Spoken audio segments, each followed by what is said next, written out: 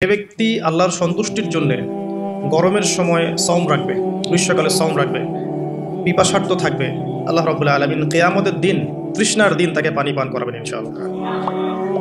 এরপর একটা হাদিস আছে যেটা হচ্ছে জান্নাতের দরজার ওয়াদা। রাসূলুল্লাহ সাল্লাল্লাহু আলাইহি ওয়াসাল্লাম ইরশাদ করেছেন, জান্নাতে একটা স্পেশাল দরজা আছে যার নাম রাইয়ান। কিয়ামতের দিন শুধুমাত্র এই দরজা দিয়ে রোজাদারদেরকেই প্রবেশ করানো হবে। যখন তারা প্রবেশ করবে এই দরজা বন্ধ করে দেওয়া হবে, তাদের পরবর্তীতে এই দরজা দিয়ে কেউ প্রবেশ করতে পারবে না। হাদিসটা সহিহ বুখারীর মধ্যে এসেছে, মুসলিমে এসেছে 1152 নম্বর হাদিস। আরও কিছু হাদিস আমরা পড়ে সামনে যাচ্ছি। নবী করিম সাল্লাল্লাহু আলাইহি ওয়াসাল্লাম ইরশাদ করেছেন যে সওম এবং কোরআন, আমি আবারও বলছি, রমাদান মাসে কোরআন নাজিল হয়েছে। আর এই হাদিসেও এসেছে সওম এবং কোরআন কিয়ামতের দিন বান্দার পক্ষে সুপারিশ করবে। সওম বলবে, ইয়া রব, হে আমার রব, আমি তাকে খাবার এবং যৌন প্রবৃত্তি থেকে বিরত রেখেছিলাম, অতএব তার ব্যাপারে আমার সুপারিশ কবুল করুন।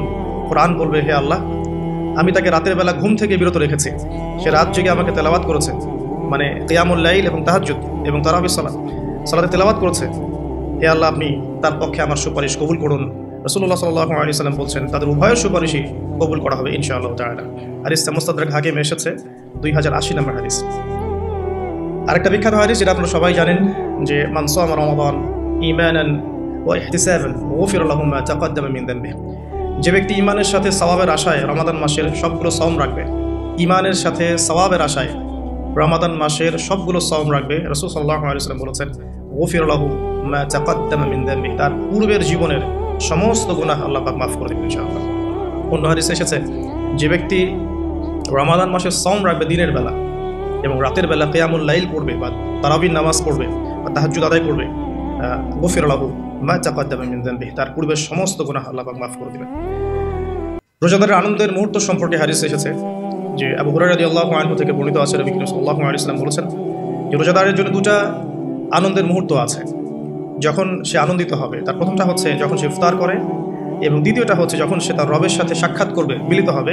এই দুটো সময়ে আল্লাহ রাব্বুল আলামিন তাকে আনন্দিত করে দিবেন ইনশাআল্লাহ তাআলা। অন্য বর্ণনা এসেছে যে যখন সে আল্লাহর সাথে মিলিত হবে বা আল্লাহর সাথে সাক্ষাৎ করবে কিয়ামতের দিন, আল্লাহ পাক তাকে এত পুরস্কার দিবেন যাতে সে আনন্দিত হয়ে যাবে ইনশাআল্লাহ। হাদিসটা বুখারীতে এসেছে 1904 নম্বর হাদিসে। আরেকটা হাদিস কোট করেছি আমি, সেটা হচ্ছে হযরত আব্দুল্লাহ বিন আমর রাদিয়াল্লাহু আনহু থেকে বর্ণিত আছে, রাসূলুল্লাহ সাল্লাল্লাহু আলাইহি ওয়াসাল্লাম ইরশাদ করেছেন যে ইফতার করার সময় যখন সায়েম ব্যক্তি ইফতার করবে, ইফতার করার সময় সে যেন দোয়া করে, ইফতার করার সময় সে যেন দোয়া করে, কারণ তখনকার দোয়া ফেরত দেওয়া হয় না, অর্থাৎ দোয়া কবুল হবে রোজাদারের ইনশাআল্লাহ।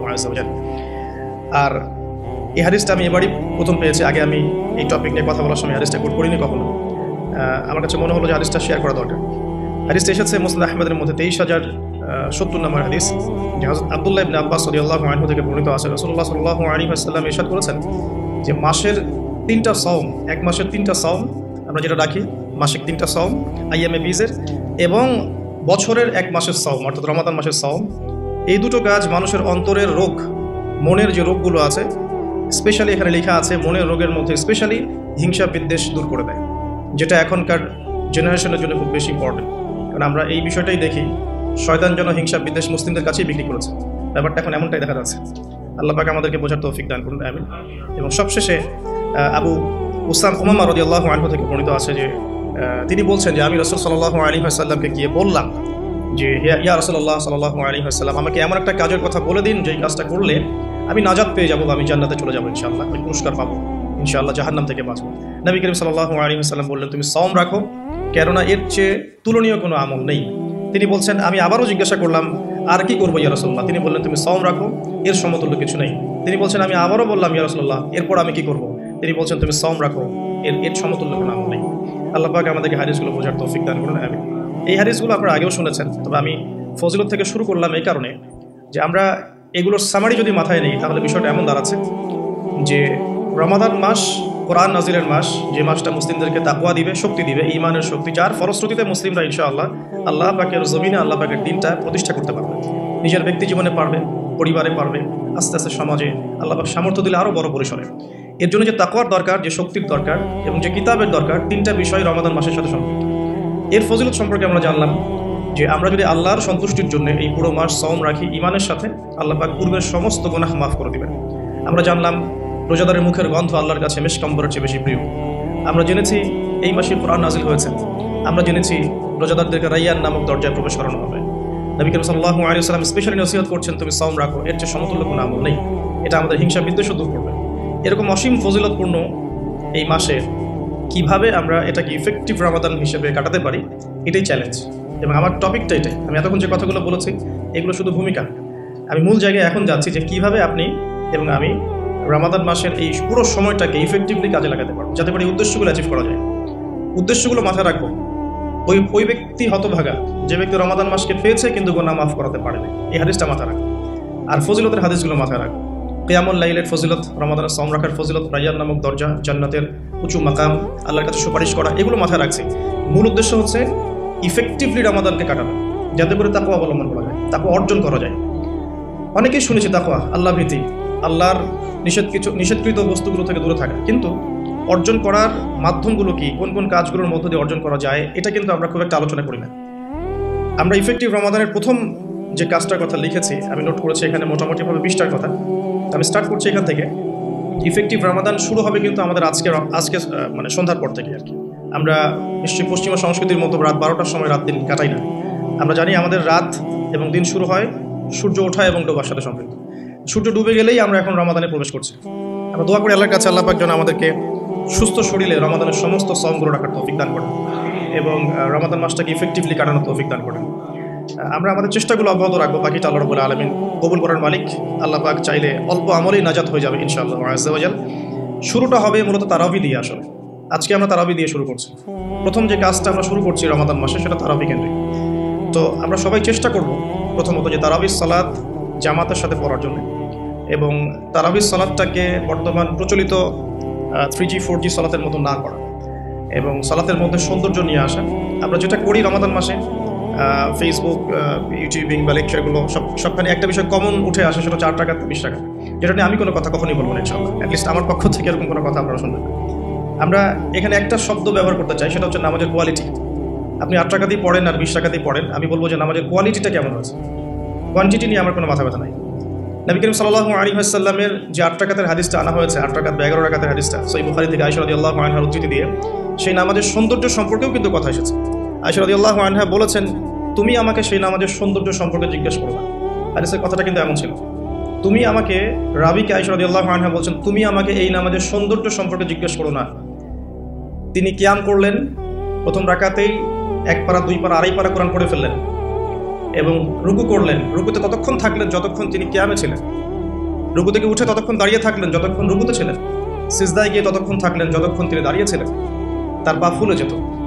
আমরা রাকাত সংখ্যা নিয়ে ঝগড়া করি, কিন্তু তিনি অল্প রাকাত নামাজের যে দলিল, সেখান থেকে আমরা কোয়ালিটি নিয়ে কথা বলি না। আদৌ কি আমরা এভাবে 8 রাকাত নামাজ পড়ছি যেভাবে রাসূলুল্লাহ সাল্লাল্লাহু আলাইহি ওয়াসাল্লাম পড়েছেন? রাকাত সংখ্যাটা বড় কথা নয়, বড় কথাটা হচ্ছে যে আমাদের নামাজের কোয়ালিটিটা কতটুকু হচ্ছে, নামাজের ধীর স্থিরতা কতটুকু হচ্ছে, কতটুকু কোরআন তেলাওয়াত করছে, রুকু সিজদা কত লম্বা করছে। আমি জানি এখানে আমরা তার মতো করে করতে পারবো না, এটা আমি জানি, কিন্তু কিছু পরিবর্তন আমরা আনতে পারি। প্র্যাকটিক্যাল সেই কথাগুলো বলবো ইনশাআল্লাহ। যেমন নর্মালি আমরা নামাজ দাঁড়িয়ে হয়তো সূরা ফাতিহা পড়ি, সূরা ফাতিহা পড়ার পরে আমরা একটা সূরা মিলিয়ে পড়ি। আমরা রমাদান মাসের সাওমে একটা সূরার জায়গায় আরও কয়েকটা সূরা মিলিয়ে পড়তে পারি। আপনার কিয়ামটা কিন্তু লম্বা হবে। হয়তো আপনি হাফেজ নন, কিন্তু আপনি চাইলে কিন্তু কয়েকটা ছোটো ছোটো সূরা একসাথে পড়তে পারেন, যাতে করে আপনার টাইমটা কিন্তু লম্বা হচ্ছে, আপনার কিয়ামটা লম্বা হচ্ছে। এবার আপনি রুকু করছেন, রুকুতে গিয়ে আমরা সাধারণত একটা তাসবিহ পড়ে ফেলি, সুবহান রাব্বিয়াল আযীম। সবাই এটাই পড়ি, ম্যাক্সিমাম মানুষ 3 বার পড়ে আমার জানা মতে। রমজান মাসে আপনি এটাকে সৌন্দর্যমণ্ডিত করতে পারেন। আপনি চাইলে আরও একটা তাসবিহ অ্যাড করতে পারেন, সুবহানাকা আল্লাহুম্মা রাব্বানা ওয়া বিহামদিকা আল্লাহুম্মা গফিরলি, এটা একটা তাসবিহ আছে। অথবা সুবহুন কুদ্দুসুন রব্বুল মালাইকাতি ওয়া রূহ, এটা অ্যাড করতে পারেন। আপনি কিন্তু আরও এক্সট্রা 2টা তাসবিহ অ্যাড করলেন, আপনার রুকুটা লম্বা হলো, নামাজটার মতো সৌন্দর্য বাড়লো। আমরা উঠে দাঁড়িয়ে অনেক সময় সামি আল্লাহু লিমান হামিদা বলেই আমরা চলে যাই সিজদায়। আমরা কিন্তু ওখানে রব্বানা ওয়া লাকাল হামদের পরেও হামদান কাসীরান তাইয়িবান মুবারাকান ফীহি বলতে পারি, সময়টা বাড়লো, রুকুটার সৌন্দর্য বাড়লো। সিজদায় গিয়ে আমরা যা করি সুবহান রাব্বিয়াল আ'লা 3 বার বলি, উঠে চলে আসে। অনেকে হয়তো 3 বারের জায়গায় 5 বার 7 বার 10 বার অনেকে এভাবে বলি। কিন্তু আমরা এই রমজান মাস থেকে নিয়াত করতে পারি, চেষ্টা করতে পারি যে সিজদায় গিয়ে আমরা একাধিক তাসবিহ পড়লাম এবং কমপক্ষে 1টা 2টা দোয়া হলেও সিজদায় করলাম। আল্লাহুম্মা আতিনা ফিদ দুনিয়া হাসানা ওয়া ফিল আখিরাতি হাসানা ওয়া কিনা আযাবান নার। এই দোয়াটা জানে না এমন কোনো মানুষ কিন্তু নাই। নবী সাল্লাল্লাহু আলাইহি ওয়াসাল্লাম বলেছেন, সিজদায় মানুষ আল্লাহর এত কাছে থাকে যত কাছে সে কখনোই থাকতে পারবে না। তো আমরা সিজদায় দোয়া করলে সিজদার সময়টা বাড়লো, নামাজের সৌন্দর্য বাড়লো, আমরা নবী সাল্লাল্লাহু আলাইহি ওয়াসাল্লামের মতো পা ফোলানো নামাজ না পড়তে পারলেও অ্যাটলিস্ট নামাজের টাইমটা বাড়াতে পারলাম, সৌন্দর্য পাবো। এটাই হচ্ছে কিন্তু মূল বিষয় তারাবির সালাতে। কত লম্বা সময় ধরে আমি আল্লাহর সাথে কথোপকথন করতে পারি। আমরা তাশাহুদ দরুদের পরে দোয়া মাসুরা পড়ে অনেকে সালাম ফিরিয়ে ফেলি। এখানে কিন্তু আরও দোয়া করার সুযোগ আছে। স্পেশাল আল্লাহুম্মা ইন্নী আউযু বিকা মিন আযাবিল কবরি ওয়া আযাবি জাহান্নাম ওয়া মিন ফিতনাতিল মাহইয়া ওয়াল মামাত ওয়া মিন শাররি ফিতনাতিল মাসিহিদ দাজ্জাল। এই দোয়া কিন্তু করার কথা জোরভাবে হাদিসে এসেছে। তোমরা 4টা বিষয় থেকে আশ্রয় চাও। এছাড়াও কিন্তু আপনি সালাম ফেরানোর আগে যে কোনো দোয়াই করতে পারছেন কোরআন এবং সুন্নাহ থেকে। নামাজটা লম্বা হলো, নামাজে আপনি আল্লাহর সাথে বেশি কথা বলতে পারলেন, নামাজের মধ্যে প্রশান্তি পাওয়া গেল। এভাবে নামাজ পড়ার পরে দেখবেন 2 রাকাত নামাজ পড়লে আপনার মনের মধ্যে শান্তি চলে আসছে। অথচ 3G 4G স্পিডে আপনি 10 টাকা 20 টাকার নামাজ পড়লে কিন্তু মনের মধ্যে শান্তি পাচ্ছেন না। মূল বিষয়টা কিন্তু এই জায়গায়। তো প্রথমে স্টার্টটা হবে আমাদের তারাবি থেকে আজকে। আর তারাবির সালাত যে ইমাম পড়াবেন, আমি অবশ্যই রিকোয়েস্ট করবো তিনি যেন খতমই পড়ান। রমজান মাসে যদি কোরআন খতম না দিই তাহলে আমরা কোন মাসে কোরআন খতম দেব? এবং খতম দিতে হবে বলেই যে খুব জোরে তেলাওয়াত করতে হবে 5G স্পিডে, যাতে কেরাত কি করা হচ্ছে ইমাম সাহেবও বুঝতে পারছেন না, মুক্তাদিও বুঝছেন না। এখানে নামাজে কোরআনের হকটা ঠিক মতো আদায় হয় না। একটু ধীর স্থিরভাবে পড়া যেতে পারে। আমরা হয়তো প্রত্যেকটা আয়াতের শেষে ওয়াকফ করতে পারছি না, যেটা নবী সাল্লাল্লাহু আলাইহি ওয়াসাল্লামের সুন্নাহ ছিল। নবী করিম সাল্লাল্লাহু আলাইহি ওয়াসাল্লাম কিন্তু প্রত্যেকটা আয়াতের শেষে ওয়াকফ করতেন, থামতেন, থেমে থেমে তিনি তেলাওয়াত করতেন। হয়তো আমরা সেটা করতে পারি না, কিন্তু আমরা চেষ্টা করতে পারি তেলাওয়াতটার টেম্পোটা যেন কমে যায়, যাতে করে 2 রাকাত নামাজ পড়তে মিনিমাম 5 থেকে 8 মিনিট সময় লাগে। এই নামাজটা পড়লে আমরা মোটামুটিভাবে কিছুটা হলেও হক আদায় করতে পারবো ইনশাআল্লাহ। আমি কিছু প্র্যাকটিক্যাল কথা বলছি, কারণ প্র্যাকটিক্যালি দেখে দেখে আমার কাছে এগুলো মনে হয়েছে এই টিপসগুলো হয়তো এগুলো কাজে দিবে ইনশাআল্লাহ। এছাড়াও আমরা জামাতের সাথে নামাজ পড়ার পর আমরা যেটা করতে পারি সেটা হলো শেষ রাত্রে আমরা আবারও ওঠার অভ্যাস করতে পারি। আমরা যদি আর্লি ঘুমিয়ে যাই, এবং রমাদান মাসে আমাদের এটা অভ্যাস করতে হবে, আমরা যেন আর্লি ঘুমাই। আর্লি যদি ঘুমিয়ে যাই আমরা শেষ রাতে ইনশাআল্লাহ সাহারি করার মিনিমাম 1 ঘন্টা 1.5 ঘন্টা আগে যদি উঠতে পারি, শেষ রাতে গিয়ে আমরা আবারও কিন্তু 2-4 রাকাত 8-10 রাকাত নামাজ পড়তে পারবো ইনশাআল্লাহ, এবং পরিবারের সদস্যদেরকে ওঠাতে পারবো। আর এই সময়টা সেই সময় যে সময় আল্লাহ রাব্বুল আলামিন প্রথম আসমানে নেমে আসেন এবং বান্দার জন্য আহ্বান করতে থাকেন, কে আছো আমার কাছে কিছু চাইবে আমি তোমাকে তা দেবো, কে আছো আমাকে ডাকবে আমি তোমার ডাকে সাড়া দেবো, কে আছো আমার কাছে ইস্তেগফার করবে আমি তোমার গুনাহগুলোকে মাফ করে দেবো। তো শেষ রাত্রে দোয়া কবুল হয়। দোয়া কবুলের এই সময়টাতে আমরা যেন ঘুমিয়ে না কাটাই, মিনিমাম 1 ঘন্টা আগে আমরা ওঠার চেষ্টা করব শেষ রাত্রে। তাহলে ওই সময়টা আমরা ইনশাআল্লাহ তাআলা ইবাদতে কাটাতে পারবো। আল্লাহ পাক তৌফিক দান করুন, আমিন। তো আমরা রমাদানের স্টার্টটা করবো আজকের তারাবি থেকে, এবং আজকের রাতের আপনার শেষ রাত্রে কিছু নামাজের মধ্য দিয়ে, যেটাকে অনেকে তাহাজ্জুদ বলে থাকেন। আর এরপরে আমরা যে বিষয়গুলোর দিকে ফোকাস করবো সেটা হচ্ছে সাহরি এবং ইফতার। যেহেতু আমরা শুরু করছি তারাবি দিয়ে, তারপর ঘুমাচ্ছি, ঘুম থেকে উঠে আবার তাহাজ্জুদে উঠছি, তাহাজ্জুদের নামাজ পড়ার পর আমরা কিন্তু সাহরি পড়ব। সাহরি আর ইফতার দুটাকে আমি একসাথে লিখেছি এই কারণে, এই দুটার মূল মেসেজ একটাই। রমজান মাসে আমাদেরকে নিয়াত করতে হবে এবং চেষ্টা করতে হবে সাহরি এবং ইফতারে যেন খুব বেশি না খাই। প্রথম কথা হচ্ছে এটা, সাহরি এবং ইফতারে এত বেশি খাওয়া যাবে না যেটা আপনার সওমের আধ্যাত্মিকত্ব নষ্ট করে ফেলবে। সওমের যে রুহানিয়াত বা আধ্যাত্মিকত্ব আছে এটা বেশি খেলে নষ্ট হয়ে যাবে, বেশি ঘুমালে নষ্ট হয়ে যাবে, বেশি কথা বললে নষ্ট হয়ে যাবে, আড্ডা পিটালে গল্প করলে, অনলাইনে সময় অপচয় করলে, অন্যান্য মুভিসগুলো দেখলে আপনার রমাদানের নূর কিন্তু নষ্ট হয়ে যাবে। বেশি খাওয়ার অভ্যাসটা ত্যাগ করতে হবে রমাদান মাস থেকেই। আমরা কিছু কিছু বিধান দেখেছি যেটা কোরআন এবং হাদিসে আছে, বাস্তবিক খুব একটা আমল আসলে নাই। তার মধ্যে অন্যতম একটা হচ্ছে খাওয়ার সুন্নত। খাওয়ার সুন্নত আমাদের সবার মধ্যে খুব একটা নাই, থাকলে আমাদের ফিটনেসগুলো এমন হতো না। আসলে খেয়াল করে দেখবেন এই 8 তালে উঠতে কিন্তু অনেকে হাঁপাই গেছে। তো এই ফিটনেসগুলো কিন্তু আমাদের ক্ষতি করছে, আমরা বুঝতে পারছি না। আমি রমাদান মাসে রিকোয়েস্ট করবো বেশি খাবেন না, পেটের 3 ভাগের 1 ভাগ খাবেন, এবং কোনোভাবেই কোনো ম্যানুফ্যাকচার্ড খাবার খাবেন না। কোনো ম্যানুফ্যাকচার্ড ফুড আপনার শরীরের ভিতরে ঢুকতে দিবেন না। ম্যানুফ্যাকচার বলতে বোঝাচ্ছি মানুষ যেগুলোকে প্রডিউস করে মার্কেটিং করছে, যেগুলোর মধ্যে সাইড ইফেক্ট আছে এবং যেগুলোর মধ্যে পুষ্টি উপাদান কম। বাসায় হোমমেড ফুড খাবে না। অনেক সময় দেখা যায় সাহরি এবং ইফতারে আমরা এত বেশি ভোজন রসিক হয়ে পড়ি যে আমরা তারাবি নামাজ ঠিক মতো পড়তে পারি না, অসুস্থ হয়ে যাই, পেট খারাপ হয়ে যায়। এই জন্য বাসার নর্মাল কমন খাবারগুলো খাবেন, এবং এই সিজনে বেশি বেশি মানে জুসি জিনিসগুলো খাওয়ার চেষ্টা করতে হবে স্পেশালি। তাহলে আমরা ফিজিক্যালি ফিট থাকবো ইনশাআল্লাহ। আর শরীর সুস্থ রাখতে হবে এই কারণে যাতে করে আমরা আল্লাহর ইবাদত বেশি বেশি করতে পারি। তো আল্লাহ পাক আমাদের সবাইকে খাবার নিয়ন্ত্রণ করার তৌফিক দান করুন। আর যে ব্যক্তি খাবারকে নিয়ন্ত্রণ করতে পারে না সে কিন্তু প্রবৃত্তিকে নিয়ন্ত্রণ করতে পারবে না। একজনের সামনে অনেকগুলো খাবার এনে দেন, তার খাওয়ার স্টাইলটা দেখে আপনি গেস করতে পারবেন তার ভিতরে প্রবৃত্তি নিয়ন্ত্রণের ক্ষমতা কতটুকু। তার খাবারের স্টাইলটা দেখবেন কীভাবে সে খাচ্ছে, সে কি গোগ্রাসে খাচ্ছে নাকি রিল্যাক্সে খাচ্ছে, খাবার দেখে কি তার মধ্যে লোলুপতার প্রকাশ পাচ্ছে, তাহলে বুঝবেন সে ব্যক্তি প্রবৃত্তিকে নিয়ন্ত্রণ করতে পারবে না। এই বিষয়টা খেয়াল রাখবেন। আমরা খাবার যত বেশি প্রডিউস করব তত বেশি আমাদের মা বোনদেরকে রান্না করা থাকতে হবে, এতে করে তাদেরও রোজার যে মাহাত্ম এবং রোজার যে রুহানিয়াত তারাও হারাবে, সময়ের অপচয় হবে, তাদের প্রতি এক পয়েন্ট কাইন্ড অফ জুলুম করা হবে। যদি 2-3টা আইটেমে আমার খাবার হয়ে যায়, 10টা আইটেম করার কোনো প্রয়োজন নাই। সো ম্যানুফ্যাকচার্ড খাবার আমরা বাদ দিব, ম্যানুফ্যাকচার্ড ড্রিঙ্কস বাদ দিব, এবং হোমমেড খাবারগুলো থেকে অভ্যস্ত হবে ইনশাআল্লাহ। আল্লাহ পাক তৌফিক দান করুন, আমিন। এবং রমাদান মাসে আমরা যেগুলো করার নিয়াত করছি এগুলোকে সারা বছর কিন্তু ধরে রাখতে হবে আর কি। আল্লাহ রাব্বুল আলামিন আমাদেরকে তৌফিক দান করুন, আমিন। তো তারাবি, তাহাজ্জুদ এবং খাবারের পরে ইফতারের কথাটা একটু অ্যাড করে দিই। ইফতারে এত বেশি খাবেন না যাতে করে তারাবির নামাজটা আপনি পড়তে না পারেন। ইফতারে নবী সাল্লাল্লাহু আলাইহি ওয়াসাল্লাম যে খাবারগুলো খেতেন সেই সুন্নাহ সম্মত খাবারগুলো খাওয়ার চেষ্টা করুন ইনশাআল্লাহ। আল্লাহ পাক তৌফিক দান করুন। এরপরে আমি যে কয়েকটা পয়েন্টস লিখেছি তার মধ্যে একটা হচ্ছে যে রমাদান মাসে সম রাখা অবস্থায় প্রথম কাজ আমাদের 5 ওয়াক্ত সালাত জামাতে পড়া। সারা বছর কি করেছি তো এই রমাদান মাস থেকে নিয়াত করতে হবে যে 5 ওয়াক্ত সালাত যেন জামাত না ছুটে যায়। এটা যারা লোকাল তাদের জন্য খুব প্রযোজ্য, যারা মুসাফির তাদের হয়তো ছুটতে পারে। যদি ছুটেও যায় একা একা পড়ে ফেলতে হবে। যদি সম্ভব হয় বাসায় জামাত করা যেতে পারে যদি ছুটে যায়। রমাদান মাসে 5 ওয়াক্ত সালাত জামাতে পড়লে অন্যান্য মাসের যে নেকি তার চেয়ে মিনিমাম 70 গুণ নেকি বেশি হবে ইনশাআল্লাহ। আর জামাত একটা ঐক্য দেয়, একটা পরিচিতি হয়, হৃদ্যতা ভালোবাসা বাড়ায়। একটা মুসলিম কমিউনিটির মধ্যে জামাতের গুরুত্ব অনেক বেশি, জামাতের সাথে নামাজ এই বিষয়টার গুরুত্ব অনেক বেশি। আমরা রমজান মাসে অ্যাটলিস্ট এই মাসে অভ্যস্ত হই যাতে করে আমাদের রমাদানের 5 ওয়াক্ত সালাত জামাতটা ছুটে না যায়। আল্লাহ পাক তৌফিক দান করুন, এবং স্পেশালি ফজরের সালাত এবং এশার সালাত এই দুটো জামাত যেন কোনোভাবেই না ছুটে যায়। আল্লাহ পাক আমাদেরকে তৌফিক দান করুন। ফরজগুলো আদায়ের পাশাপাশি এরপর আমি নোট করেছি রমাদান মাসে ডেইলি 12 রাকাত সুন্নাহ আদায় করার চেষ্টা করা উচিত। আমরা অনেক সময় দেখা যায় ফরজ নামাজগুলো পড়ি, সুন্নত নামাজগুলো অনেক সময় গাফিলতি হয়ে যায়, মিস হয়ে যায়। রমজান মাসে ফরজকে যতটা গুরুত্ব দিচ্ছি সুন্নাহকেও ততটা গুরুত্ব দেওয়া উচিত, কারণ এই মাসে একটা নফল আপনাকে সুন্নাহ নেকি দিয়ে দিবে, একটা সুন্নাহ আপনাকে ফরজের নেকি দিয়ে দিবে ইনশাআল্লাহ। তো 12 রাকাত সুন্নাহ এই কারণে বলেছি কারণ এটা সহজ সাধ্য এবং সবাই করতে পারবে ইনশাআল্লাহ। ফজরের আগের 2 রাকাত সুন্নাহ, জোহরের পূর্বে 4 পরে 2, এশার পরে 2 আর মাগরিবের পরে 2, এই যে মোট 12 রাকাত সুন্নাহ। নবী সাল্লাল্লাহু আলাইহি ওয়াসাল্লাম বলেছেন যে ব্যক্তি 12 রাকাত সুন্নাহ আদায় করবে প্রতিদিন তার জন্য জান্নাতে একটা করে ঘর নির্মাণ করা হবে ইনশাআল্লাহ তাআলা। তো রমাদান মাসে আমরা এই সুযোগটা নষ্ট করব না। আল্লাহ পাক আমাদেরকে তৌফিক এনায়েত করুন, আমিন। তো 5 ওয়াক্ত সালাত জামাতের সাথে 12 রাকাত সুন্নাহ। আমরা কিন্তু প্রতিটা কাজ করছি কি উদ্দেশ্যে? ওই যে শেষের অংশটুকু লাআল্লাকুম তাত্তাকুন। এই যে তারাবি, আমার এই তাহাজ্জুদ, আমার এই কম খাওয়া, আমার এই কম কথা বলা, কম মেলামেশা করা মানুষের সাথে, আমার হালাল স্ত্রীকে ছেড়ে দেয়া, খাবার পানি ছেড়ে দেয়া, 5 ওয়াক্ত নামাজ জামাতে পড়া, ডেইলি 12 রাকাত সুন্নাহ আদায় করা, এগুলোর উদ্দেশ্য কি? আমার উদ্দেশ্যটা কিন্তু ওইটা, লাআল্লাকুম তাত্তাকুন, যাতে করে আমি শক্তি অর্জন করতে পারি, যেই শক্তি দিয়ে আমি ইসলামের বিজয় অর্জন করতে পারবো। উদ্দেশ্য কিন্তু আমাদের এইটা। এগুলো জাস্ট কাজ এবং মাধ্যম। সামনে যাচ্ছি, রমাদান মাসে আমরা বেশি বেশি দোয়া করার চেষ্টা করবো ইনশাআল্লাহ। কারণ সম রেখে বেশি বেশি দোয়া করতে উৎসাহিত করা হয়েছে, কারণ 3 ব্যক্তির দোয়া ফেরত দেওয়া হয় না। একজন মুসাফির, যে ব্যক্তি সফরের মধ্যে আছে, আল্লাহর কাছে দোয়া করলেই দোয়া কবুল হবে ইনশাআল্লাহ। একজন ব্যক্তি যে পিতা বা মাতা হয়েছে তার সন্তানের জন্য দোয়া করলে দোয়া কবুল হবে ইনশাআল্লাহ।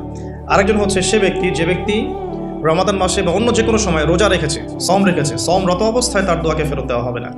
স্পেশালি সে যদি ইফতার করতে থাকে সেই সময়ের দোয়াকে তার ফেরত দেওয়া হবে না ইনশাআল্লাহ।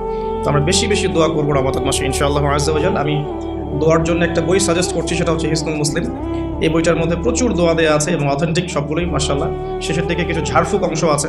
কারো যদি চোখ লাগা বা বদনজর বা জিন ঘটিত সমস্যা থাকে বা তাবিজ কবজ জনিত কোনো সমস্যা থাকে, এগুলো ট্রুথ, এগুলো সত্য, এগুলো কোনো আনসাইন্টিফিক বিষয় নয়। আর কোনো কিছু আনসাইন্টিফিক হলে যে ইসলামিক হবে না এমনও নয় বিষয়টা। তো হিসনুল মুসলিম বইটা আপনারা কালেক্ট করতে পারেন। সেখানে প্রথম অংশ আছে দোয়া এবং জিকির অধ্যায় এবং শেষের অংশটা আছে ঝাড়ফুঁক অধ্যায়। আপনারা মিনিমাম প্রথম অংশটুকু মুখস্থ করে ফেলতে পারেন।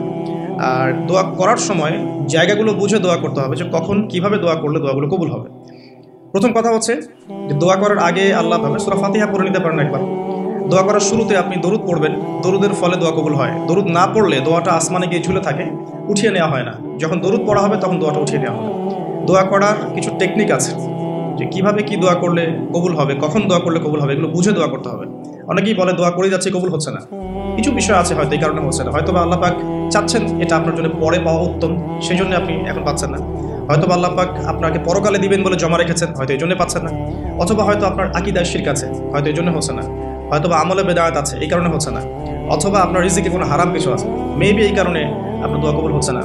অথবা আপনি তাড়াহুড়া করছেন।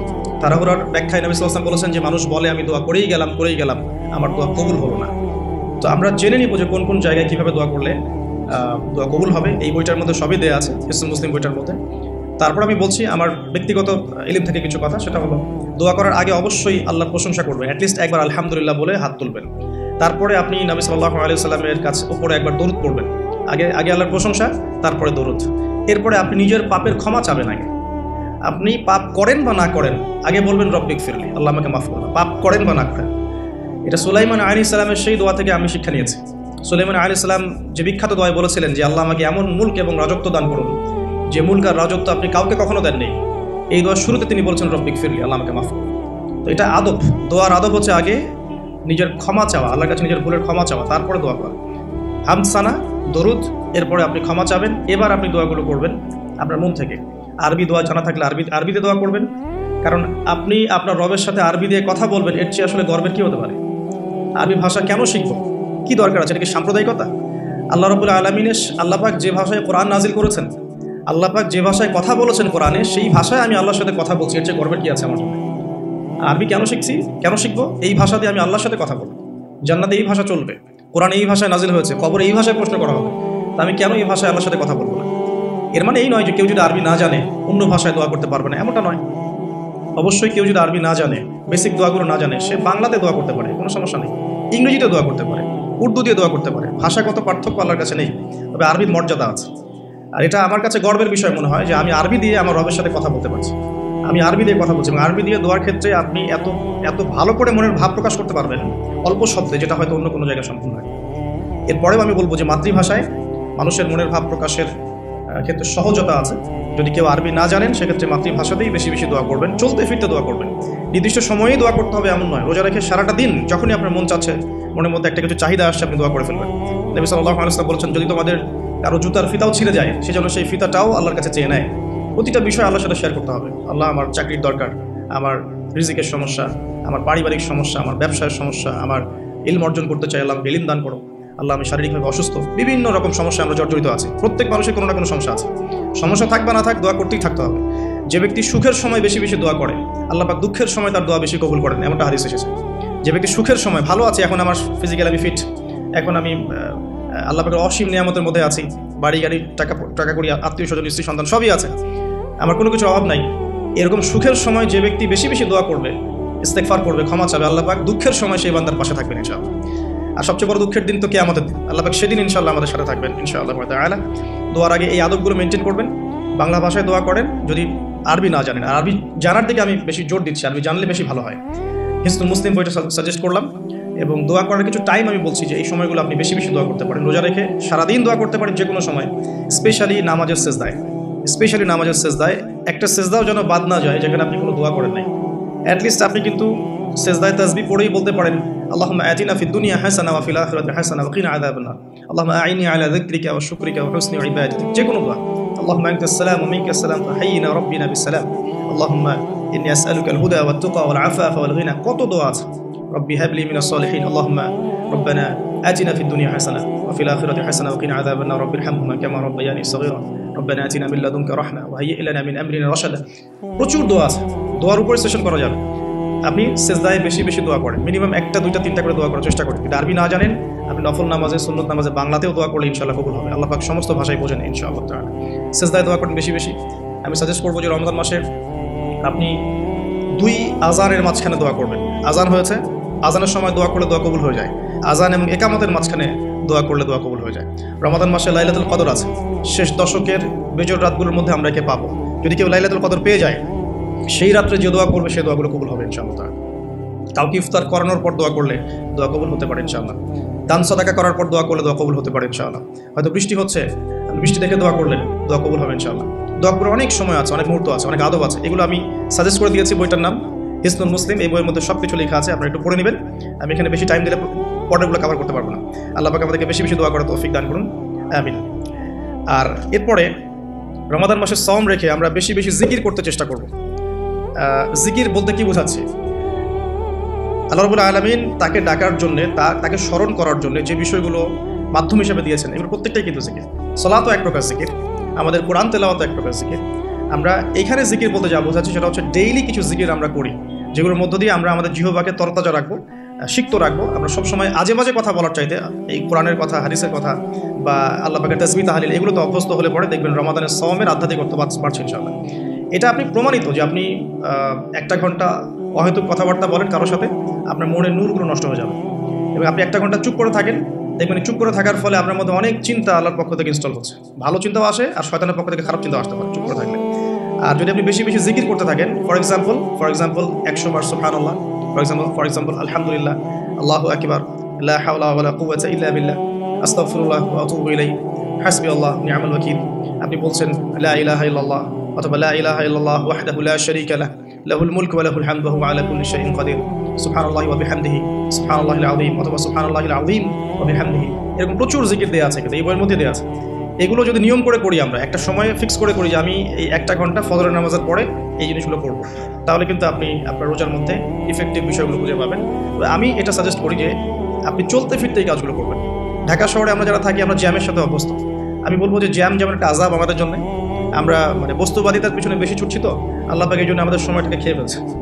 এত দ্রুত তুমি দুনিয়ার দিকে ছুটতে চাও, বসে থাকো এখানে। যত বেশি ছুটবেন তত বেশি আল্লাহ পাক পিছিয়ে দিবেন। দুনিয়ার দিকে আপনি যত বেশি ছুটবেন, আপনাকে আল্লাহ পাক তত পিছিয়ে দিবেন। তবে মুমিনরা এটাকে নিয়ামত মনে করতে পারে।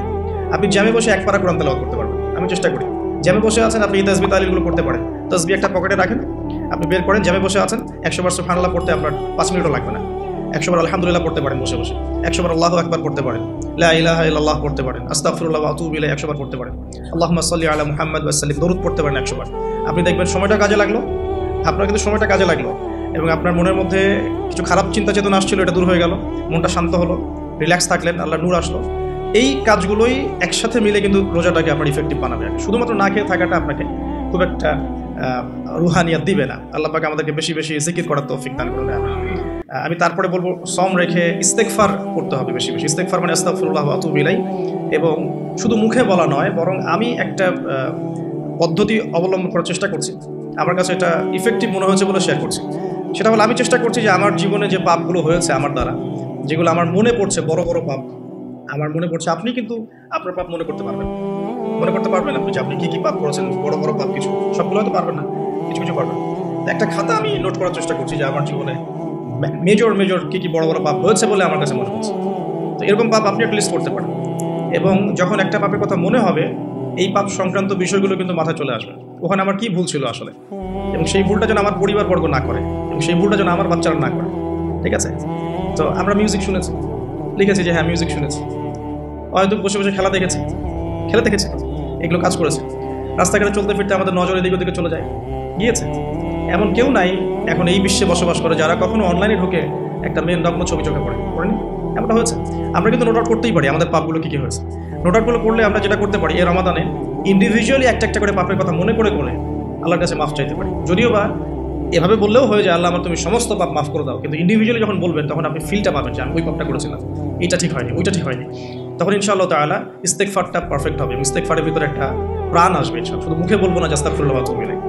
তো আমি এটা চেষ্টা করছি লিখে ফেলার জন্য। তো এখানে দুটো বিষয় আসবে, একটা হচ্ছে আমার কিছু আল্লাহর সাথে জড়িত পাপ, এবং আল্লাহর সাথে জড়িত পাপগুলো কিন্তু মাফ পাওয়া খুব সহজ। মুখলেসভাবে তওবা করলেই আল্লাহ পাক মাফ করে দিবেন ইনশাআল্লাহ। এবং আল্লাহ রাব্বুল আলামিন এমনও বলেছেন যে আমি এই পাপগুলোকে নেকি দিয়ে পরিবর্তন করে দিই, এটা আল্লাহ পাক বলেছেন।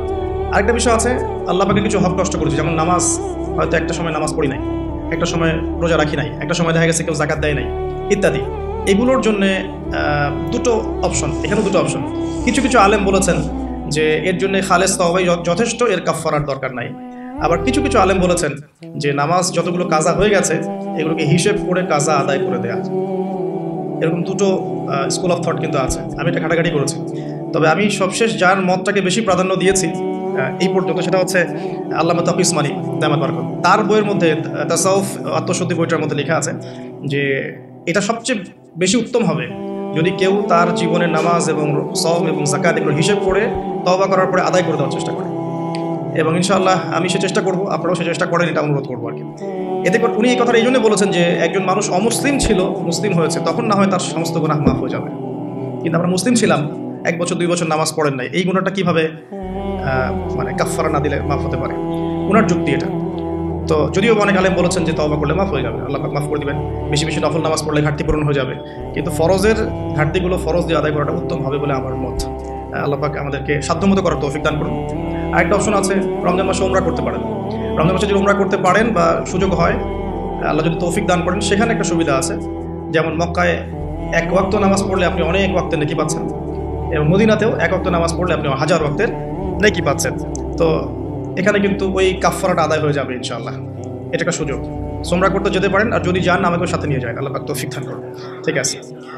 আর আরেকটা বিষয় আছে, পাপের লিস্ট করতে গিয়ে আমি যেটা দেখি সেটা হচ্ছে যে কিছু পাপ থাকবে যেগুলো মানুষের সাথে সম্পৃক্ত, এগুলো সবচেয়ে ডেঞ্জারাস।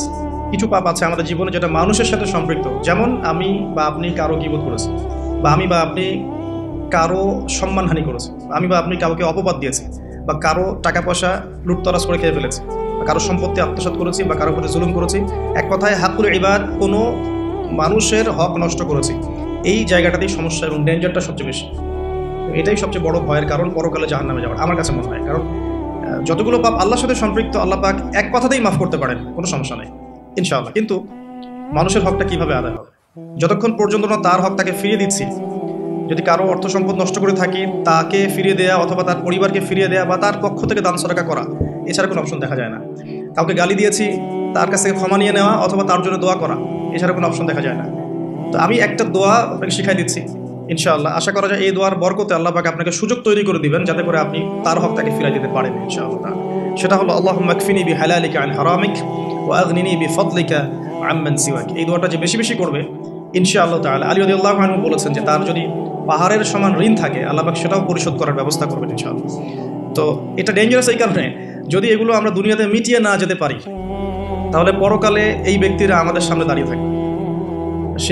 সে আমাকে মিথ্যা অপবাদ দিয়েছে, সে আমার গীবত করেছে, সে আমার টাকা পয়সা নিয়ে দেয়নি, সে আমাকে গালি দিয়েছে, সে আমাকে জুলুম করেছে। এরকম প্রচুর মানুষ কিন্তু আমাদের মাঠে দাঁড়িয়ে থাকবে, এবং অনেক মানুষকে আমাদের মাঠে পাহাড়ের সমান নেকি নিয়ে উঠবে। ওঠার পরেও তাদের নেকি থেকে এই মানুষগুলোর হক আদায় করে দেওয়া হবে। যদি হক আদায় করতে গিয়ে নেকি শেষ হয়ে যায় তখন এই মানুষগুলোর যে গুনাহ এটা এই মানুষদের উপর চাপিয়ে দেওয়া হবে। এটা ডেঞ্জারাস। অনেক অনেক নেকির কাজ করেও পরকালে মিসকিন হওয়াটা নিতান্তই হতভাগ্য। আমরা চাই না আল্লাহ পাক এই কাতারে আমাদের অন্তর্ভুক্ত করুন। একটু চিন্তা করে দেখেন, কেউ যদি কাউকে রেপ করে তাহলে সে কত বড় সম্মানের ঋণগ্রস্ত হয়ে গেল, যেটা কখনো তার পক্ষে শোধ করা সম্ভব না। এই জিনিসটা যদি মাথায় থাকে, এই হাদিসটা যদি মাথায় থাকে যে কিয়ামতের মাঠে সবচেয়ে বড় মিসকিন তারা যারা অন্যের কাছে দায়বদ্ধ থাকবে, নামাজ রোজা হজ জাকাত সমস্ত নেকি নিয়ে ওঠার পরেও কারো হক নষ্ট করার দায়ে সে জাহান্নামে চলে যাবে ওদের গুনার ভার নিয়ে। এই জিনিসটা সবচেয়ে ডেঞ্জারাস। এই কারণেই আসলে কম কথা বলা উচিত এবং কম মানুষের সাথে মেশা উচিত, এবং মুখ বন্ধ রাখাই ভালো। বেশি না বলা, বেশি কিছু ভাবতে না যাওয়া, বেশি গেজ না করা। এবং অনলাইন এমন একটা প্ল্যাটফর্ম যেটা আমাদের এই সুযোগটা বাড়িয়ে দিয়েছে, যাতে করে আমরা নির্দ্বিধায় একে অপরের গীবত সমালোচনাকে একটা ট্রেডিশন মনে করছি, বাট এগুলোর বড় শাস্তি আমাদের জন্য অপেক্ষা করছে। আল্লাহ পাক এগুলো থেকে আমাদেরকে হেফাজত করুন, আমিন। মানুষের সাথে জড়িত পাপ থেকে আল্লাহ পাক আমাদেরকে বাঁচাক। আর যদি সম্ভব হয় রমজান মাসে আমভাবে ক্ষমা চেয়ে নেওয়া উচিত। যেমন পরিবারবর্গকে ডেকে বলা যেতে পারে যে আমার দ্বারা যদি তোমাদের কোনো হক নষ্ট হয়ে থাকে তো তোমরা আমাকে মাফ করে দিও। ঠিক আছে। যদি একজন রাষ্ট্রের নেতা হয়ে থাকে তার বলা উচিত সবার সামনে যে আমি আমার দায়িত্ব পালন করার চেষ্টা করেছি আমার সাধ্যমতো। যদি আমার দায়িত্ব পালনে কোনো রকম হক নষ্ট হয়ে থাকে তোমাদের কারণ, আমার উপর কোনো অভিযোগ থেকে থাকে, আমাকে মাফ করে দিও। আমভাবে ক্ষমা চেয়ে নেওয়াটা ভালো হবে রমাদান মাসে। কারণ এই মাস, ওই যে আমি একটা হাদিস বলছি, সেই ব্যক্তি হতভাগা যে ব্যক্তি এই মাস পেয়েছে কিন্তু নিজের গুনাহ মাফ করাতে পারলো না। আমার গুনাহ তো আমি আল্লাহর কাছে মাফ করালাম, কিন্তু মানুষের সাথে জড়িত হকটা কীভাবে মাফ করা, এই বিষয়টা বুঝতে হবে। আল্লাহ পাক আমাদেরকে ইস্তেগফার করার তৌফিক দান করুন রমজান মাসে, এবং অন্যের হক পরিশোধ করে দেওয়ার তৌফিক দান করবেন রমাদান মাসে। ইফেক্টিভ রমাদানের জন্য নেক্সট আমি লিখেছি জাকাত, যে রমাদান মাসে যাদের জাকাত ফরজ হয়েছে জাকাতগুলোকে অবশ্যই দিয়ে দিবেন। আল্লাহ এটাকে কালেক্ট করে এটাকে সুন্দর করে খাতে বিতরণ করাটা বেশি ভালো হবে। আল্লাহ পাক আমাদেরকে তৌফিক দান করুন। আমি আরেকটা পয়েন্ট লিখেছি, বেশি বেশি নফল দান সদকা করা। রমাদান মাসে বেশি বেশি করে নফল দান সদকা করার চেষ্টা করা যেতে পারে। আমরা একটা রেস্টুরেন্টে বসলেই কিন্তু 400-500 টাকা বিল তুলে ফেলি। হ্যাঁ, আমরা তো এমনও চা খেয়েছি যে চায়ের দাম 220 টাকা। এটা ঢাকাতেই পাওয়া যায় এয়ারপোর্টে, স্পেশাল চা 220 টাকা আর কি। মানে কখনো কখনো এমনও ডাকাতি হয় যে আমি এটাকে এভাবে ব্যাখ্যা করতে পারি যে ধরেন একজন মানুষ প্রচণ্ড ক্ষুধার্ত, এত বেশি ক্ষুধার্ত যে তাকে আপনি যা দিবেন তাই খেয়ে ফেলবে। একজন ব্যক্তি 7 দিন কিছুই খায়নি, সে কোনো অন্যের সংস্থান তার ছিল না, 7 দিন কিছুই খায়নি, সে প্রচণ্ড ক্ষুধার্ত। এখন আমি তার সামনে 1 প্লেট ভাত নিয়ে গিয়ে বলছি যে এই 1 প্লেট ভাতের দাম হচ্ছে 3000 টাকা, তুই খাইলে খা, না খেলে যা। এখন আপনি বলেন, যে ব্যক্তি এভাবে তার রিজিক অন্বেষণ করছে, এর রিজিক কি হালাল না হারাম? এগুলোই চলছে। আপনি এখন 1 প্লেট ভাত খেতে যান, এখন 1 প্লেট ভাতের দাম 10 টাকা, কিন্তু যখন আপনার প্রচণ্ড ক্ষুধা লেগেছে এখন খেতেই হবে আপনাকে, এখন এই ভাতের প্লেটের দাম 1000 টাকা। খেলে খান, না খেলে যান। যদি না খান আপনি, তাহলে এটা আমি অন্য কাউকে খাওয়াবো যার 1000 টাকা না বরং 4000 টাকা দিয়ে খাওয়ার সামর্থ্য আছে। এগুলোই চলছে, কোটটাই পুরো টাকা দিয়ে। আল্লাহ পাক এইসব ডাকাতদেরকে হেদায়েত করুন, অথবা এদেরকে তাদের পাপের শাস্তি প্রদান করুন। এরপরে আমি বলবো যে বিষয়টা, সেটা হলো যে রমাদান মাসে কিছু প্রজেক্ট করেন আপনারা যাদের সামর্থ্য আছে। ইফেক্টিভ রমাদানের জন্য কিছু প্রজেক্ট করতে পারেন, যেমন ইফতার প্রজেক্ট। যেমন আপনারা অনেকেই সামর্থ্যবান আছেন, অনেকে অনলাইন সেকশনে হয়তো পেজ আছে, গ্রুপ আছে, আমি জাস্ট পরামর্শ দিতে পারি, আপনারা কাজ করতে পারেন। যে জায়গা থেকে একটা ফ্যামিলির এক মাসের ইফতারে কত টাকা যেতে পারে, হয়তো 2000, 2500, 3000 এতটুকু টাকা যাবে। আমরা কিন্তু চেষ্টা করলেই পারি যে এই রমাদানে আমি 100টা পরিবারের দায়িত্ব নিব। 100টা পরিবারের জন্য যে টাকাগুলোর প্রয়োজন সেটা আমি অনলাইনের মাধ্যমে মানুষের কাছ থেকে কালেক্ট করতে পারি, অফলাইনেও করতে পারি, করে ইফতার প্যাকেজ রেডি করতে পারি, করে 100টা পরিবারকে পৌঁছে দিতে পারি। এতে করে যেটা হবে, আপনি অন্যকে ইফতার করাচ্ছেন, অন্যের ইফতার করানোর ফলে ওই রোজার নেকিটা কিন্তু আপনি পাচ্ছেন। এটা কিন্তু হাদিস, যে কেউ যদি কাউকে ইফতার করায়, ওই ইফতার করানোর নেকিটা, ওই রোজার নেকিটা আপনি কিন্তু পেয়ে যাবেন। আপনাকে এক্সট্রা দেওয়া হবে, আল্লাহ পাক তার নেকি থেকে আপনাকে দিবেন না, এক্সট্রা একটা রোজার নেকি আপনি পাবেন ইনশাআল্লাহ। তো রমাদানের সাদাকা প্রজেক্ট করতে পারেন এবং ঈদের প্রজেক্টও করতে পারেন। ঈদের সামগ্রী অনেক মানুষের কেনার সামর্থ্য নাই, অনেক মানুষেরই নাই। আপনি ঈদের সময় ঈদের খুশি একটা প্রজেক্ট করতে পারেন। এখানে আপনি টাকা কালেক্ট করলেন, পরিবার ওয়াইজ কত টাকা করে লাগে ভাগ করলেন, ভলেন্টিয়ার ক্রিয়েট করলেন, দিয়ে আসলেন বাড়ি বাড়ি। এই কাজগুলো এখন অমুসলিমরা করছে না, খ্রিস্টানরা করছে না, অনেক এনজিও করছে না। এই মানব সেবামূলক কাজগুলো থেকে মুসলিমরা পিছিয়ে পড়ছে বলেও কিন্তু অনেকেই ওই দিকে আকৃষ্ট হচ্ছে এবং ওদিকে গিয়ে নিজের ধর্ম বিক্রি করে দিচ্ছে। আপনারা দেশের বিভিন্ন জায়গায় ঘুরতে থাকেন, এগুলো বুঝবেন যে সমাজ সেবার নামে অনেকেই মানুষকে কনভার্ট করেছে ইসলামের থেকে অন্য ধর্মে। সো আমাদের উচিত বেশি বেশি সোশ্যাল ওয়ার্ক করা, গাছ লাগানো, বেশি বেশি উচিত রক্তদান কর্মসূচি করা, সোশ্যাল কাজ করা, এতিমদের জন্য কোনো প্রজেক্ট করা, বিধবাদের জন্য কোনো প্রজেক্ট করা, মেয়েদের জন্য কোনো সেলাই মেশিনের প্রজেক্ট করা, কর্মসংস্থানের প্রজেক্ট করা। স্পেশালি রমাদানে আপনারা চাইলেই রমাদানের ইফতার প্রজেক্ট করতে পারেন, ঈদের খুশি একটা প্রজেক্ট করতে পারেন। যাদের সামর্থ্য আছে আপনারা কিন্তু করতে পারবেন, আল্লাহ পাক তৌফিক দান করুন, আমিন। আমি এরপরে লিখেছি অন্যকে ইফতার করানো, যেটা আমরা মসজিদের উদ্যোগে করতে পারি, মাদ্রাসার উদ্যোগে করতে পারি। প্রত্যেকটা রমাদানের আসর থেকে মাগরিব পর্যন্ত স্থানীয়ভাবেই আপনারা কিন্তু তালিমের আয়োজন করতে পারেন, তালিমি বৈঠক করতে পারেন।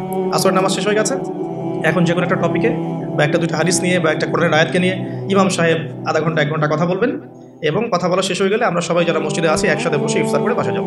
এতে করে কিন্তু একটা সামাজিক হৃদ্যতা তৈরি হবে, রমাদানকে এনজয় করা যাবে। তো এটা আমরা করতে পারি, অন্যকে ইফতার করানো। আর আমি পয়েন্ট আউট করেছি একটা বিষয় স্পেশালি, সেটা হচ্ছে রমজান মাসে আত্মীয়তার বন্ধনগুলো জোড়া লাগাবেন। রমজান মাসে যে ব্যক্তি আত্মীয়তার বন্ধনগুলো জোড়া লাগাতে পারবে না, অন্য কোনো মাসে সম্ভব হবে না হয়তোবা, ইল্লা মাশাআল্লাহ। রমজান মাসে সবার মন নরম থাকে, ইমানের তেজ বেশি থাকে, মানুষ পরকালমুখী কাজ বেশি করে। এই সময়টাই উত্তম সময় পরিবারের মধ্যে ফাটলগুলোকে জোড়া লাগানো এবং আত্মীয়তার বন্ধনগুলোকে জোড়া লাগানো। কেন করবো? কারণ আমি আমার স্বার্থে করবো। আল্লাহ রাব্বুল আলামিন বলেছেন, তার নবীর মাধ্যমে আমাদেরকে বলেছেন যে কেউ যদি পছন্দ করে তার রিজিককে প্রশস্ত করা হোক এবং তার নেক হায়াতকে লম্বা করা হোক, সে যেন আত্মীয়তার সম্পর্ক বজায় রাখে। আমি আবার বলছি, কেউ যদি পছন্দ করে, কেউ যদি চায় যে আমার রিজিকটা প্রশস্ত হোক এবং আমাকে আল্লাহ পাক লম্বা নেক হায়াত দান করুক, কেউ যদি এটা চায়, সে যেন আত্মীয়তার সম্পর্কটা বজায় রাখে। আর এক সৌভাগ্যবান ব্যক্তিদের সংজ্ঞায় একটা হাদিস এসেছে যে লিমান তালা উমরুহু ওয়া হাসুনা আমালুহু, যে ব্যক্তির হায়াতকে, নেক হায়াতকে লম্বা করা হয়েছে এবং নেক আমল বেশি বেশি করার তৌফিক দেওয়া হয়েছে, এই ব্যক্তি সবচেয়ে বেশি সৌভাগ্যবান। এর জন্য একটাই অপশন আছে, সেটা হলো আত্মীয়তার সম্পর্ক বজায় রাখা। আর যে ব্যক্তি আত্মীয়তার সম্পর্ককে ছিন্ন করবে, আল্লাহ রাব্বুল আলামিন তার সাথে সম্পর্ক ছিন্ন করবে। আত্মীয়তার সম্পর্ক ছিন্নকারী কিন্তু জান্নাতে যাবে না। আর আমাদের এই সোকল্ড মডার্ন ওয়ার্ল্ডের মধ্যে আমরা এটা খুব বেশি দেখি যে আত্মীয়তার বন্ধনগুলো কিন্তু ভেঙে যাচ্ছে। আপনাদের ঢাকাতে প্রতি 24 ঘন্টায় 42টা ডিভোর্সের ঘটনা ঘটে, যেটা আমি পড়াশোনা করছি। প্রতি 24 ঘন্টায় 39 থেকে 42টা ডিভোর্সের ঘটনা ঘটে এই শহরে, অনলি এই শহরে। সো এখন কিন্তু সম্পর্কগুলো আর আগের মতো নাই, সম্পর্কগুলো স্বার্থকেন্দ্রিক হয়ে গেছে। মানুষের অবস্থানগুলোকে বেশি মূল্যায়ন করছে আর কি, এবং সবাই সবার স্বার্থটা দেখার চেষ্টা করে। লাভ লসের হিসাব আমরা বেশি করতে চাই, ছাড় দেওয়ার মানসিকতা আমাদের মধ্যে কম, সবর কম। আর এই টেকনোলজিক্যাল রেভলিউশন আমাদেরকে মেন্টালি অস্থির করে ফেলেছে আর কি। আমরা মানসিকভাবে স্থির না, খুব অস্থির, দ্রুত সিদ্ধান্ত গ্রহণ করতে চাই, দ্রুত রেজাল্ট পেতে চাই। সব মিলিয়ে আসলে আমরা একটা প্যানিক সিচুয়েশনের মধ্যে আছি। সম্পর্কগুলো খুবই ঠুনকো হয়ে যাচ্ছে দিন দিন। খেয়াল করে দেখেন, আমাদের আগের জেনারেশনের সম্পর্কের যে বেসগুলো ছিল এখনকার কিন্তু এটা নাই। সো রমজান মাস উত্তম সময় পরিবার এবং আত্মীয়র মধ্যে একটা সম্পর্কের বন্ড তৈরি করে, স্পেশালি ঈদের হাদিয়া পাঠানো, জামা বা কাপড় বা হাদিয়াগুলো গিফট পাঠানো। এতে করে দেখবেন যে একটা ভালোবাসার বন্ধন তৈরি হবে ইনশাআল্লাহ। মুসলিম সমাজের ঐক্যই সব কিছু, ঐক্য নাই মুসলিম সমাজের কিছুই নাই। আল্লাহ পাক আমাদেরকে বোঝার তৌফিক দেখ। রমজান মাসে একটা পয়েন্ট লিখেছি আমি, পরিবারকে টাইম দিবেন, অবশ্যই পরিবারকে টাইম দিবেন। আমরা যেটা করি মানি মেকিং মেশিনের মতো সকালে বের হই, রাত্রে বাসায় ঢুকি, এই কাজটা করবেন না। দুনিয়ার ব্যস্ততাকে কমিয়ে আনুন, যতটুকু রিজিকে আপনার হয়ে যায় অতটুকুতে সন্তুষ্ট থাকুন। পরিবারকে টাইম দেন, স্ত্রীকে সময় দেন, মাকে সময় দেন, বাবাকে সময় দেন, স্পেশালি বাসার ছোটদেরকে সময় দেন, বাচ্চাদেরকে সময় দেন, ছোট ভাই বোনদেরকে সময় দেন। তাদেরকে রমজানের রোজা রাখতে উৎসাহিত করেন। নিষেধ করবেন না যে না খেয়ে থাকলে অসুস্থ হয়ে যাবে, এমন হবে না। ওরা এনজয় করবে, দেখবেন ছোট্ট মেয়ে, তাকে বলবেন যে তুমি দুপুর পর্যন্ত না খেয়ে থাকো, তোমার একটা রোজা হবে। অ্যাটলিস্ট ও শিখলো যে কী হলো, আজকে কয়টা রোজা করেছে, আজকে 3টা করেছে, মানে 3বার ভাত খাইছে সে, তাহলে 3টা রোজা হয়েছে আজকে। দেখবেন ও পরের বছর ঠিকই একটা রোজা রেখে ফেলছে। আমরা যখন 5 বছর 7 বছর বয়স তখনও কিন্তু আমরা রোজা রেখেছি, আমাদেরকে উৎসাহ দেওয়া হতো যে একটা রোজা রাখলে তোমাকে 500 টাকা দেওয়া হবে। 500 টাকা তখন অনেক কিছু, 500 টাকা অনেক কিছু।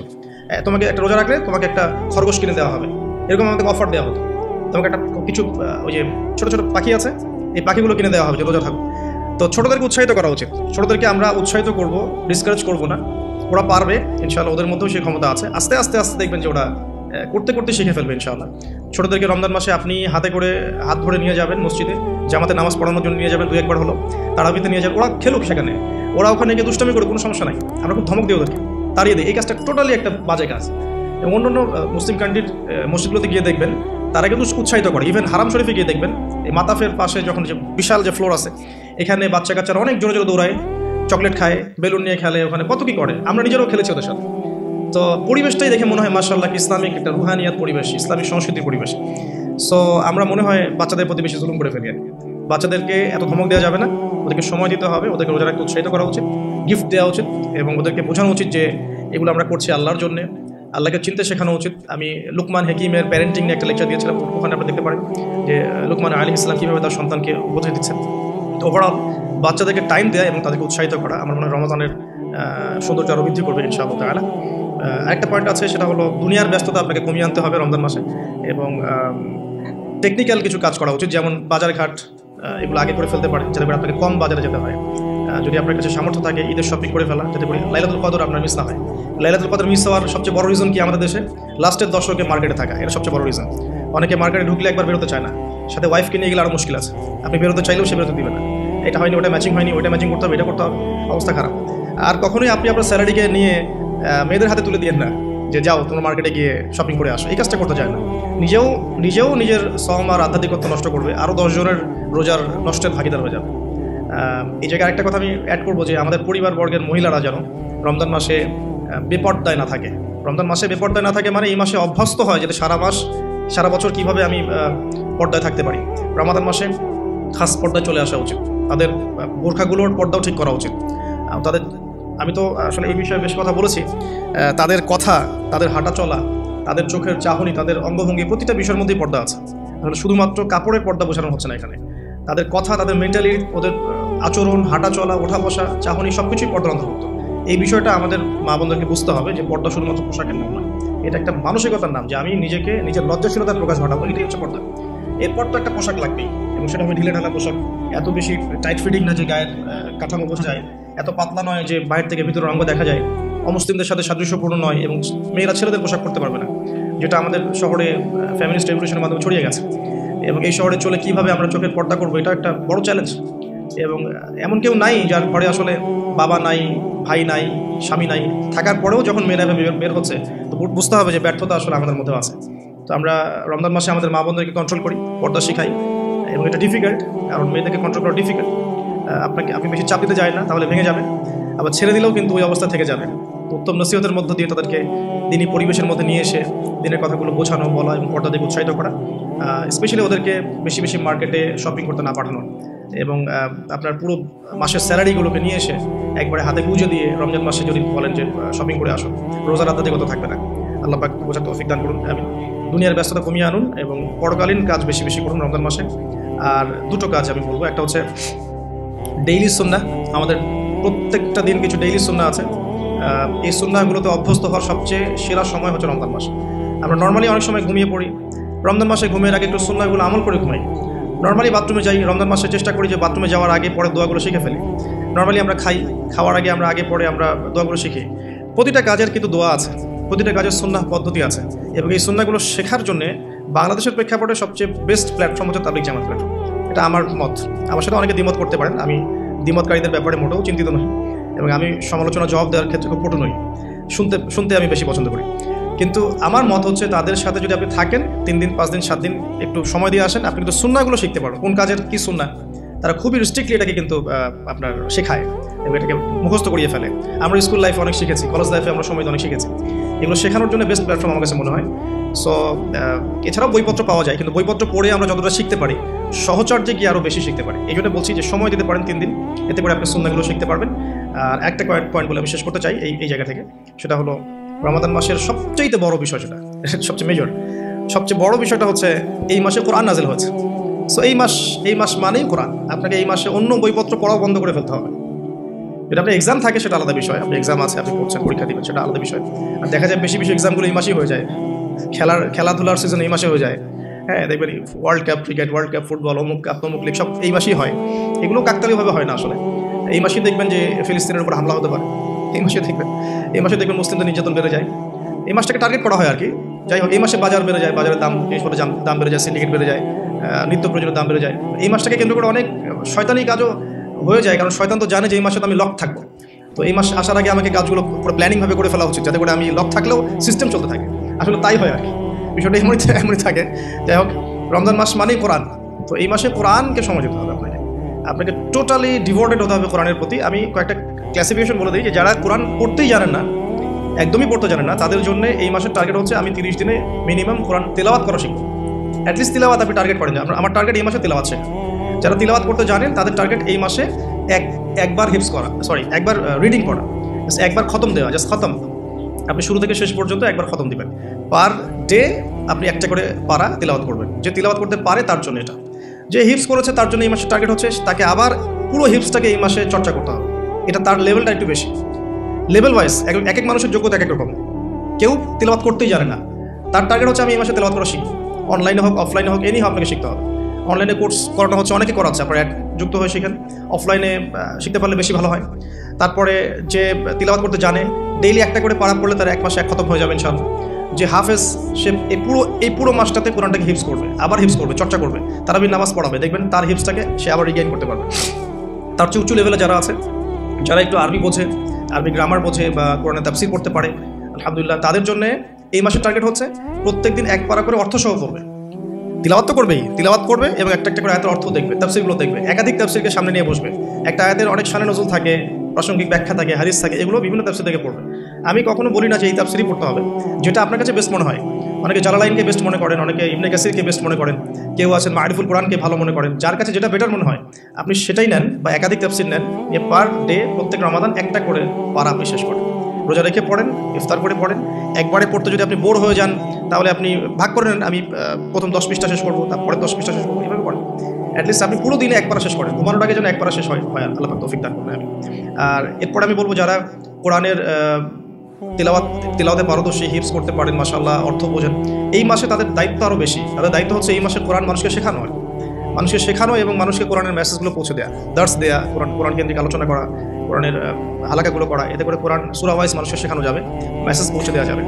আর একটা জিনিস আমাদের সবার উপরে দায়িত্ব, সেটা হলো কোরআনের শিক্ষাগুলোকে প্রচার করা, নিজের পরিবারে, মুসলিম অমুসলিম সবার মাঝে এটাকে প্রচার করা। এতে করেই দেখবেন কোরআনের বিধিবিধানগুলো ইনশাআল্লাহ এমন একটা বিশ্ব আসবে যেখানে বাস্তবায়িত হবে ইনশাআল্লাহ আযজা ওয়া জাল।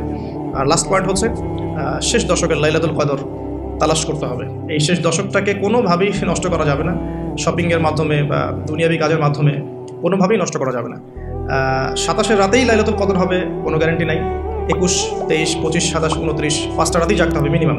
তারাবি নামাজ পড়বো অবশ্যই, এর সাথে সাথে শেষ রাত্রে উঠতে হবে। এই 5টা রাত ঘুমানোর কোনো সুযোগ নেই এবং পরিবারবর্গকে জাগাতে হবে। কিছু সাইন অ্যান্ড সিমটমস আছে, আপনি হয়তো দেখতে পারেন এই 10টা রাতের মধ্যে কোনো একটা বৃষ্টি হচ্ছে, ওয়েদার খুব সুন্দর, যদিও শহর কেন্দ্রিক জায়গায় বোঝাটা ডিফিকাল্ট। হ্যাঁ, সূর্যোদয়ের পর একটু আলোটা বেশি থাকতে পারে। এছাড়া মুমিন বুঝতে পারবে সেদিন ইবাদত করলে তার ভিতরে ইবাদতের স্বাদ বেশি পাবে। সে ওই রাতে চোখ দিয়ে পানি পড়বে, কারণ ওই রাতেই জিবরাইল আলাইহিস সালাম ফেরেশতাদেরকে নিয়ে নেমে আসেন এবং মুমিনদের জন্য দোয়া করতে থাকেন। তো লাইলাতুল কদর তালাশ করাটা সবচেয়ে বেশি ইম্পর্টেন্ট শেষ দশকে। এর জন্য সবচেয়ে ভালো পদ্ধতি হচ্ছে ইতিকাফ করা। যারা পসিবল হবে রমাদানের শেষ দশকটা ইতিকাফ করতে পারেন, ইনশাআল্লাহ আযজা ওয়া জাল আশা করা যায় তারা লাইলাতুল কদর অবশ্যই পেয়ে যাবেন ইনশাআল্লাহ তাআলা। আমি অনেক কথা বললাম, যেগুলো করার আমি একটু রিভিউ করছি এবং আর 5টা মিনিট সময় নেব আমি। কিছু বিষয় আছে যেগুলো আবার করাও যাবে না, আমি প্রথম থেকে আবার একটু রিভিউ করছি। যে এই রমাদান মাসের মূল উদ্দেশ্য হচ্ছে তাকওয়া অর্জন করা। এই তাকওয়া আমাদেরকে শক্তি দিবে, এই শক্তি দিয়ে আমরা কি করব, আল্লাহ পাকের দ্বীনটাকে স্ট্যাবলিশ করব, এটা আমাদের মূল কাজ। এবং এই 3টা জিনিস একসাথেই হয়েছে, কিবলা পরিবর্তন, নতুন জাতির উত্থান এবং আপনার রমাদানের সঙ্গে ফরজ করা, আর এই মাসে কোরআন নাজিল হয়েছে, আবার এখানেই বদর হয়েছে। স্টার্টিং আমরা করব প্রথমত কিছু কাজের মধ্য দিয়ে। প্রথমত তারাবির সালাত, যে সালাতের আমরা কোয়ান্টিটির চাইতে কোয়ালিটিকে বেশি গুরুত্ব দেবো ইনশাআল্লাহ আযজা ওয়া জাল। এরপরে আমরা শেষ রাতের তাহাজ্জুদে অভ্যস্ত হওয়ার চেষ্টা করবো ইনশাআল্লাহ, উইথ ফ্যামিলি। যদি আরও ভালো হয় পুরো ফ্যামিলির সাথে করা যায়। সাহরি এবং ইফতারে খাদ্যকে নিয়ন্ত্রণ করতে হবে এবং খাদ্য নিয়ন্ত্রণের মধ্য দিয়ে প্রবৃত্তিকে নিয়ন্ত্রণ করতে হবে। ম্যানুফ্যাকচার্ড ফুডগুলো ত্যাগ করে আমরা ঘরের হোমমেড ফুডগুলো খাওয়ার চেষ্টা করবো। 5 ওয়াক্ত সালাত জামাতে আদায় করার চেষ্টা করবো ইনশাআল্লাহ তাআলা। 5 ওয়াক্ত ফরজ নামাজের সাথে ডেইলি মিনিমাম 12 রাকাত সুন্নাহ আদায় করার চেষ্টা করতে হবে। বেশি বেশি দোয়া করা সওম রাখা অবস্থায়। দোয়ার জন্য আমি একটা বই সাজেস্ট করেছি, হিসনুল মুসলিম, এবং দোয়া করার আদব এবং দোয়া কবুলের সময়গুলো লক্ষ্য করে দোয়া করতে হবে। আল্লাহ তৌফিক দান করুন। আমি বেশি বেশি জিকির করব, চলতে ফিরতে অলওয়েজ জিকির উপর থাকবো। আজে বাজে কথা কম বলে সুবহানাল্লাহ, আলহামদুলিল্লাহ, আল্লাহু আকবার, লা ইলাহা ইল্লাল্লাহ এগুলো বেশি বেশি পড়বো। আমরা জ্যামটাকে কাজে লাগাতে পারি সেটা বলেছি। এবং এমন এমন কথা এবং কাজে সময় নষ্ট করবো না যেগুলো আমাদের মনের আধ্যাত্মিকত্ব নষ্ট করে দেয়। দুজন মুসলিম বসে কথাও বলি, দিন সংক্রান্ত কোনো কথা আলোচনা করলে কোনো সমস্যা হবে না ইনশাআল্লাহ। ইস্তেগফার করবো ইনশাআল্লাহ বেশি বেশি করে, নিজের পাপকে লিস্ট আউট করতে পারি। ইন্ডিভিজুয়ালি ক্ষমা চাওয়া পাপের জন্য, আমভাবে ক্ষমা চাওয়া, আর মানুষের সাথে জড়িত যে হকগুলো আছে এগুলোকে ফিরিয়ে দেওয়ার চেষ্টা করা। যদি না পারি ফিরিয়ে দিতে, তাহলে আল্লাহর কাছে আমার যে অপারগতা এটা প্রকাশ করা, যে আল্লাহ আমি চেষ্টা করেছি এরপরেও পারলাম না, আল্লাহ ওই ব্যক্তির তুমি কল্যাণ করে দিও বা মঙ্গল করে দিও, আমাকে মাফ করে দিও। এরপর আমরা জাকাতগুলো লিস্ট আউট করবো, জাকাতগুলোকে প্রদান করবো। এটাকে সামগ্রিকভাবে আদায় করতে পারলে বেশি ভালো হয়, মসজিদ মাদ্রাসা বা সংগঠনগুলোর উদ্যোগে। আল্লাহ পাক তৌফিক এনায়েত করুন। বেশি বেশি নফল সাদাকা করবো আমরা, স্পেশালি সাদাকাতুল ফিতর। রমাদান মাসের ঈদের প্রজেক্ট এবং রমাদানের খাদ্য বিতরণ প্রজেক্ট আমরা করতে পারি। অন্যদেরকে বেশি বেশি ইফতার করাতে পারি। আত্মীয়তার বন্ধনগুলো আমরা অটুট রাখার চেষ্টা করবো এবং যে বন্ধনগুলো ভেঙে গেছে এগুলোকে রমাদানে জুড়ে নেওয়ার চেষ্টা করা উচিত। আমরা পরিবারকে টাইম দেবো ইনশাআল্লাহ তাআলা। স্পেশালি ছোটোদেরকে উৎসাহিত করবো ইসলামিক কালচারগুলো ফলো করার জন্য এবং আমাদের সাথে এই রমাদানের সৌন্দর্যগুলোতে অংশ নেওয়ার জন্য। তারাও আমাদের সাথে নামাজে যাবে, তারাবিতে যাবে, তারাও আমাদের লেবাসগুলো পড়বে, একসাথে ইফতার করবো ইনশাআল্লাহ। একটা ইসলামিক সংস্কৃতি আমাদের পরিবারের মধ্যে প্রতিষ্ঠা করার চেষ্টা করতে হবে। দুনিয়ার ব্যস্ততাকে কমিয়ে আনতে হবে এবং টেকনিক্যালি কিছু কাজ আগেই করে ফেলা, যাতে করে রমাদান মাসে আমাকে বাইরে বেশি সময় দিতে না হয়। ডেইলি সুন্নাহগুলোর উপর আমল করা, লাইলাতুল কদর পাওয়ার জন্য ইতিকাফ করা এবং কোরআনুল কারীমের হকটাকে আদায় করা। কোরআনুল কারীমকে কেন্দ্র করে রমাদানের সময় কাটানো, অন্য বইগুলোকে বন্ধ করে ফেলা। ইভেন অন্য ইসলামিক যে বইগুলো আছে বিষয়ভিত্তিক, এগুলোকেও পড়া কমিয়ে দিয়ে শুধু কোরআনের উপর থাকার চেষ্টা করলে বেশি ভালো হবে, কোরআন এবং হাদিসের বইগুলোর উপরে। আল্লাহ পাক আমাদেরকে এই কাজগুলো করার তৌফিক দান করুন এবং এগুলোকে ধরে রাখার তৌফিক দান করুন। এই কাজগুলো যেন আমরা সারা বছর ধরে রাখতে পারি, সেই তৌফিক আল্লাহ পাক দান করুন। আর শেষ করার আগে আমি 2 মিনিটে কিছু কথা বলতে চাই। সেটা হলো যে আল্লাহ পাক সওমকে এভাবে দেননি যে নামাজ পড়বে, ভালো কাজগুলো করবে, আপনার খাবার ত্যাগ করবে, স্ত্রী সহবাস ত্যাগ করবে, পানীয় ত্যাগ করবে, তাহলেই তুমি সফল হয়ে যাবে। ব্যাপারটা কিন্তু আসলে এমনও নয়।